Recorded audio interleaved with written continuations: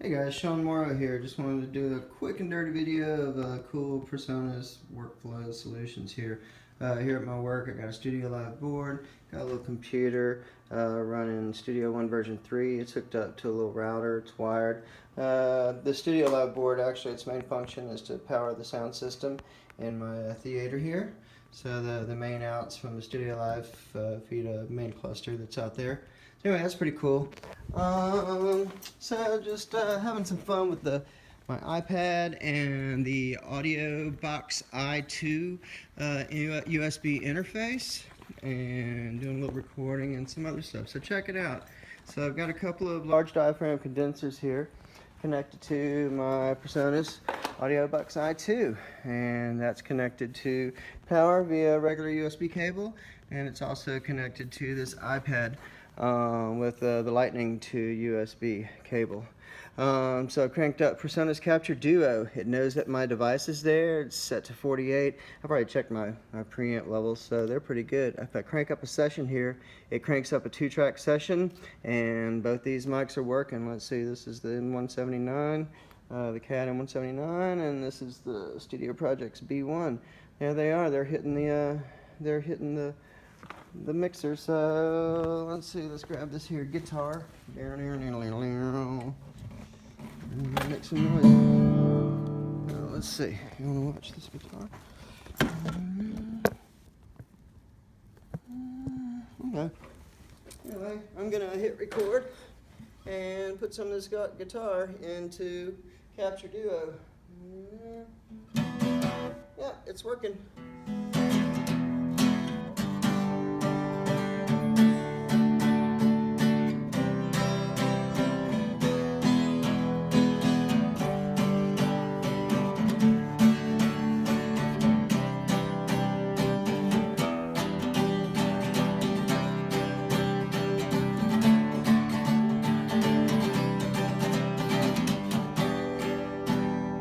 Alright, the guitar works. Quick and dirty there.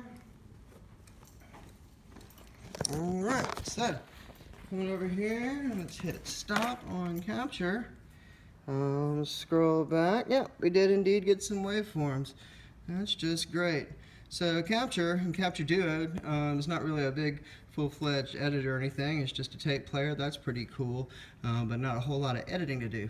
So I want to work on this in Studio One or something like that. Check it out. This iPad is connected to the same the router that system hosting Studio One is. So I come up here on the iPad and hit that, and it'll beam this session over to that PC. There it is. It detects it.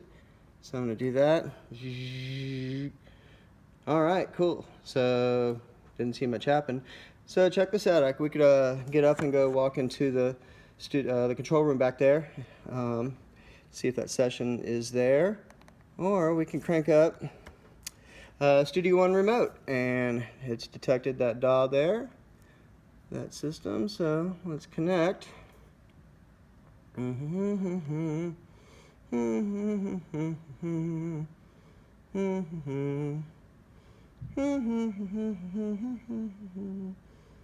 in there, hang in there. This is cool. Pretty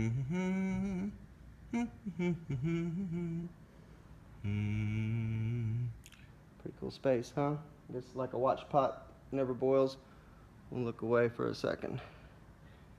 There you go. Hey, check it out. Remember when we were looking at the Studio One screen earlier? It was just at the startup screen.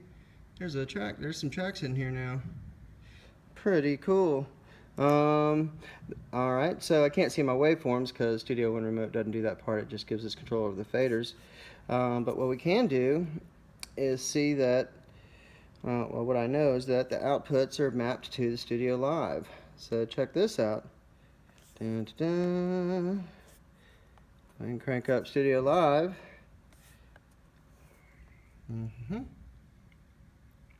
And there it is.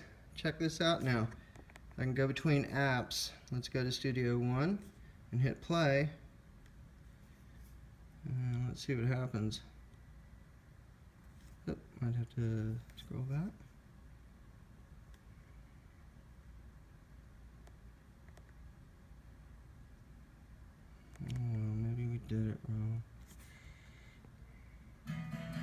There it is. I just started playing. And now I can control the Studio One mixer that is controlling the feed to the house. So I just think that's pretty cool.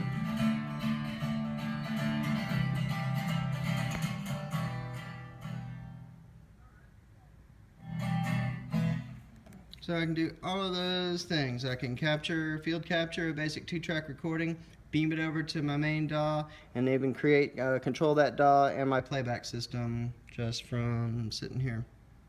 Pretty cool.